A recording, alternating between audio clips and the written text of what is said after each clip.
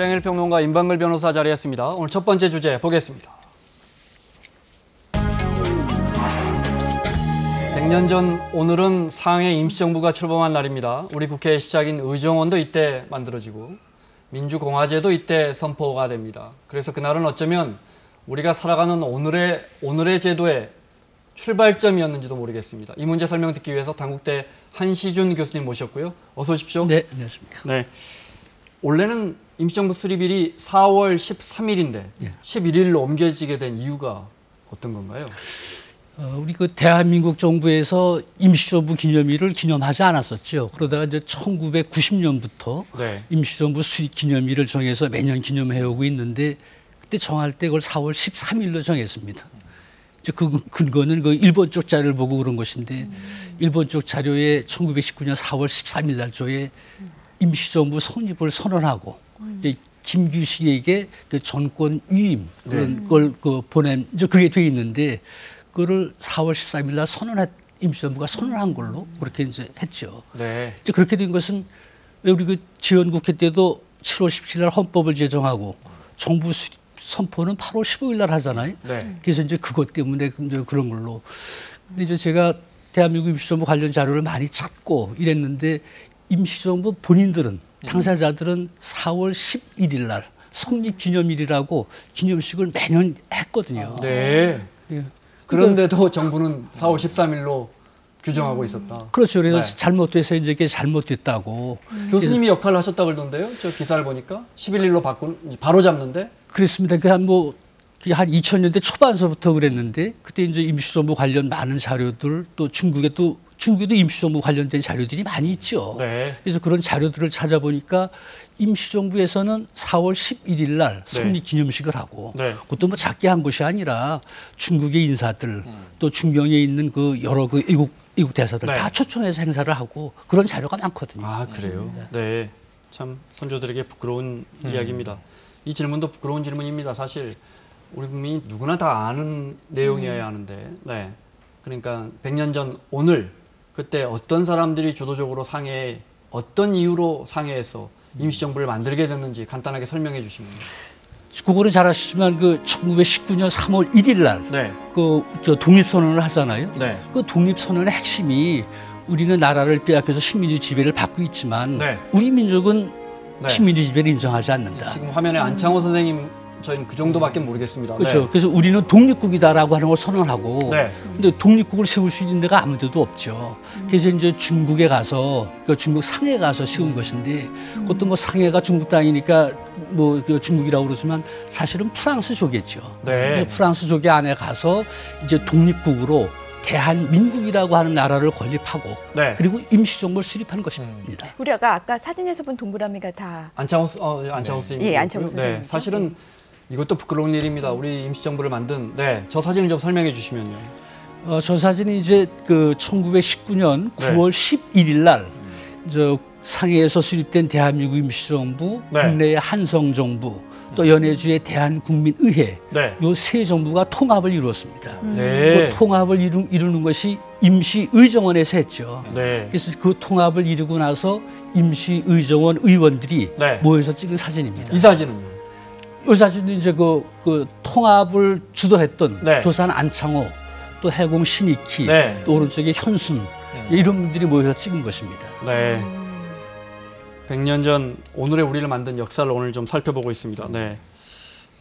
당시에 임시 헌법도 만들었더군요. 그러니까 이게 4월 11일 기념일이 되는 이유가 4월 10일부터 1박 2일 그야말로 마라톤 회의를 합니다. 그래서 이제 국가의 기초를 초안을 잡는데 우리가 알기로 임시정부라 하면 국권을 빼앗기고 우리 정부를 우리 땅 밖에서 만든 거라고 생각했지만 지금 화면에 나온 것처럼 어떻게 보면 제도를 완전히 기틀을 만든 지금 우리 헌법의 1조 1항 대한민국은 민주공화국이다가 그대로 들어 있습니다. 그렇군요. 저기 보시는 대로 대한민국은 민주공화제로 함 제1조가 이렇게 시작합니다. 저 당시에는 1919년 20년대 이후에 민주공화제라는 게 다른 나라에 등장을 하는데 상당히 지금 앞선 제도를 우리가 먼저 채택한 것으로 지금 볼 수가 있겠고요. 그러네요. 누가 봐도. 저걸 조소왕 선생이 초안을 잡은 겁니다.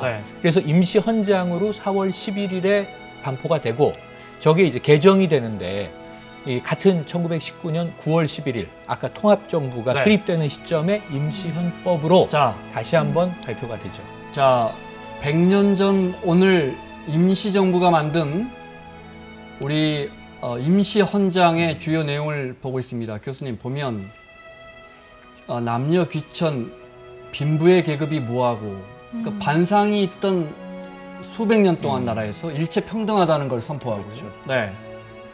또 볼까요? 예를 들어 인민으로 국민 자격이 있는 자는 선거권, 피선거권이 있다. 그렇죠. 이게 1919년입니다.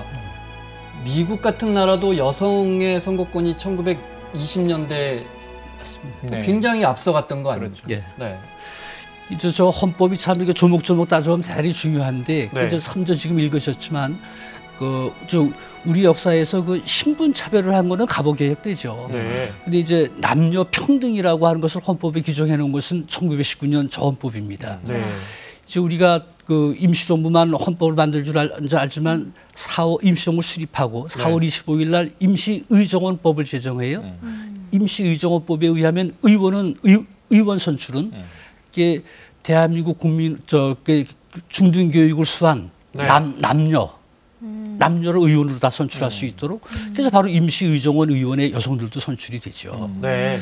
그래서 아마도 지금 말씀하셨듯이 미국이나 유럽 이런 데서도 여성들이 피선거권을 갖고 의원들이 되는 경우는 20년대 후반, 30년대는 가져왔습니다. 다시 보여주십시오. 오늘 이것만 공부해도 시간이 아깝지 않습니다. 그렇죠. 민주공화제로 한다.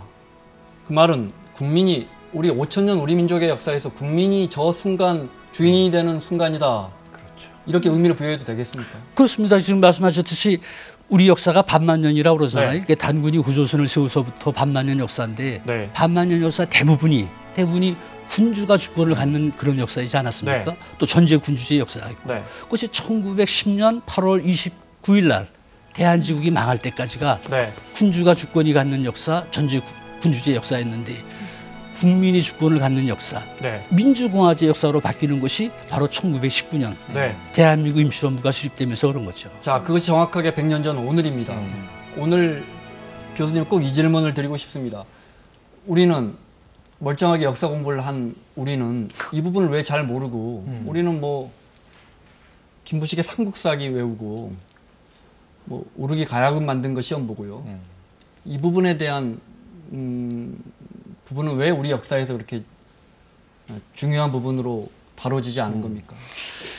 이제 지금은 많이 달라졌지만 한 30년 전만 해도 이 독립운동사, 현대사 이걸 연구하는 것을 학문으로 여기질 않았죠.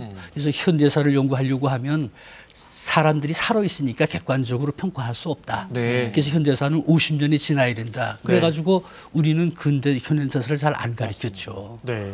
이제 그러니까 지금 바로 역사 교육을 받아도 근현대사를 제대로 모르고 네. 그랬습니다.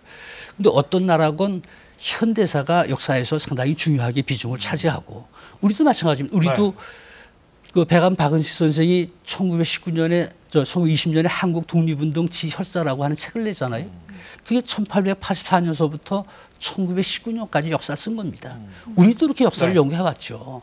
근데 이제 해방되고 나서 그 이제 주류 대학 쪽에서 독립운동사나 근현대사는 사람들이 살아있어서 객관적으로 평가할 수 없으니까 50년 지나야 된다. 그래서 현대사를 소홀히 해왔죠.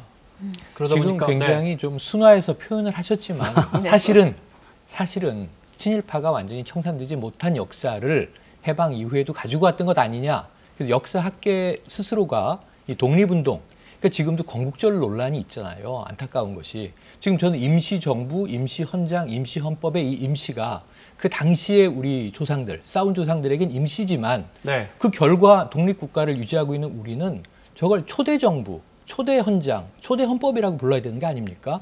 라고 하는 생각이 듭니다. 네, 알겠습니다. 그러다 보니까 우리 중고등학생들은 프랑스 혁명이나 계몽주의는 잘 알아도 우리에게 민주공화제가 선포되는 날이 언제인지 아느냐, 어느 순간인지 아느냐 하면 정말 제대로 교육됐느냐 이 부분이 너무 정말 뼈저리게 깨닫게 됩니다. 자, 저희 KBS 탐사보도부가 임시정부 수립 100주년 맞아 일본 현지에서 이 사진을 찾아냈는데 설명을 듣겠습니다. 네. 네, 굉장히 많은 분이 나와 있죠. 네. 모두 225명이라고 하는데요. 저게 이제 일본 보고서에 실려 있는 사진입니다. 이게 임시정부 주역들. 이라고 하는데요. 일본 보고서에는 상하이에 있는 조선인 간부와 결사자 200여 명이라고 설명하고 있는데요. 네. 자세히 보시면 아이들도 한 23명 정도 보입니다. 이 찍힌 시점은요.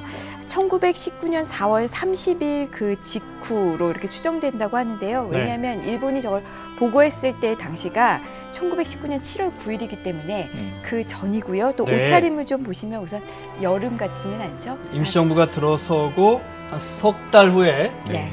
촬영된 사진 같습니다. 맞습니다. 네. 지금 추정컨대는 저게 4월 30일경이라는 거예요. 19년 당해년도에. 네. 그게 뭐냐면 제2회 의정원에 아까 네. 말씀 의정원이 국회 역할을 합니다. 네. 제2대 원장이 손정도 선생이 이때 뽑힙니다. 네. 그리고 나서 그것을 기념하기 위해서 제가 잘못 말씀드렸군요. 예. 한 20일 후에 임시정부가 그렇죠. 들어서고 20일 후쯤에 맞습니다. 촬영된 겁니다. 맞습니다. 네, 네. 그런데도 벌써 이제 의정원 2대 네. 의장이 이제 취임을 한 상황이죠. 네. 지금 그 조망 자체는 네. 굉장히 식별이 쉬워서 현재는 푸싱공원이라고 불리는 네. 그 당시에 프랑스 조개지의 이 프랑스 공원이었다라고 추정이 되는데 네. 그건 거의 확실해 보이는 대목입니다. 네, 논의를 조금 시간이 너무 부족합니다. 여쭤보고 싶은 건 많은데 교수님, 저 중에 예를 들어 한 200여 명 중에 우리가 이런 독립운동가는 누구다 확인할 수 있는 사람은 몇 분이나 됩니까? 이제 지금 제가 쭉 봤더니 한 20여 명은 확실하게 인원을 구분할 수가 있어요. 네. 그래서 나머지도 이제 다 이렇게 차근차근 보면 많은 인원이 밝혀질 겁니다. 네. 지금 임시정부가 들어선 지금의 모습을 좀 볼까요? 상하이에 있는 임시정부 지금의 모습을 보면서 설명을 좀 들을까요? 네. 시청자분들이 그것도 궁금해하실 것 같아서요. 네. 근데 그때 국무회의 회의록이라든지 임시정부 문서가 지금은 우리가 안 갖고 있습니까? 네, 당시 그 임시정부의 국무회의 회의록이 네. 있으면 참 좋을 텐데요. 그게 지금 현재 없습니다. 왜냐하면 그 1932년에 그 윤봉길 의사의 의거 직후에 일제 경찰이 이 임시정부 청사에 습격해서 문서들을 가져갔다라고 하고요. 그 이후에 작성된 문서는 이 한국독립당 총무과장이 개인적으로 보관하다가 6.25 때 그 기간 중에 사라졌다고 합니다. 교수님이 또 이 자료를 찾고 계신다고 들었는데요. 뭐 어떻게 돼가고 있습니까? 이제 중국에서 임시정부가 19년에 수립돼서 45년까지 활동을 하고 국내에 와서도 활동을 했잖아요. 네. 한 30년 활동하면서 많은 문서들을 생산을 했죠. 임시정부에서 생산한 원문서가 지금 거의 없습니다. 네. 지금 말씀하셨듯이 윤봉길 의거 때 일본 경찰이 와서 다 압수해가고 네. 그 후에 해방된 후에 가지고 들어온 문서는 6.25 때 없어졌습니다. 그래서 이걸 찾는데 윤봉길 의거 때 일본 경찰이 압수해갔던 것은 지금까지는 일본에 가 있을 거라고 생각해서 여러 기관 뒤졌지만 없습니다. 그래서 이제 지금 여러 군데 수소문에서 중국 상해 당항관에 있을 가능성이 많습니다. 네. 또 이제 6.25 때 없어진 문서는 6.25 때 북한의 인민군들이 가져가서 지금 평양의 인민대학습당 여기 창고에 있을 가능성이 많습니다. 네. 자, 그리고 임시정부 초대 경무국장이었군요. 김구 선생의 경무국장 시절 사진이 있습니다. 네. 네. 경무국장이라면 지금 뭐 경찰청장 이런 겁니까? 지금 그렇죠. 경찰서장이죠. 네. 예. 네. 마지막 주석이 김구 선생님입니까? 그렇죠. 마지막에 그렇게, 임시정부 주석. 예. 이승만 선생은 그때 초대 대통령이라고 할 수 있고요. 네. 처음 이 장면은 뭡니까? 김구 선생이 기고한 민주경찰 창간호. 네. 그러니까 당시에 모든 기관들이 제대로 돌아가고 있었던 증거가 민주경찰이라는 잡지를 발간하고 있었고 거기에 경무국장인 김구 선생이 민주경찰은 모름지기 이러이러해 한다라는 기고를 한 거예요. 우리 경찰이 그때 있었습니까? 그러면 인권을 뺏겼는데. 그러니까 1919년에 수립된 것은 임시정부만 수립된 것이 아니라 대한민국이라고 하는 나라를 먼저 세우고 그다음에 그 대한민국이라고 하는 국가를 유지 운영하기 위해서 임시로 정부를 세운 것이죠. 근데 그 임시정부에도 이제 행정수반이 제일 처음에 국무총리라고 하고 내무부, 외무부, 법무부, 국무부 행정부가 있죠. 그래서 내무부 산하에 경무국이 있습니다. 그래서 그때 그 임시정부 관제 그래서 각 행정부의 부서 조직이 다 있죠. 그래서 경무국은 내무부 산하의 그 한 부서고 그게 이제 지금 말하면 경찰서장이고 그래서 그 경무국을 제일 처음 만들었을 때에 초대 경무국장을 백범 김구 선생이 하신 것이죠. 네, 알겠습니다. 그리고 해방 전에는 이제 충칭으로 옮겨가죠. 그 네. 사진 한 장 보면서 설명드릴까요? 네. 해방 직전에, 네.